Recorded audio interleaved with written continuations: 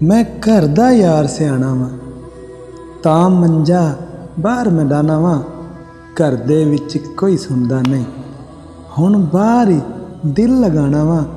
मैं घर दा यार सियाणा वां, हुण कोल भी मेरे बहिंदे नहीं। दस घट्टा हुक्म चलाना वां, मैं घर दा यार सियाणा वां। सब फैसले आपे करदे ने, सब फैसले आपे करदे ने।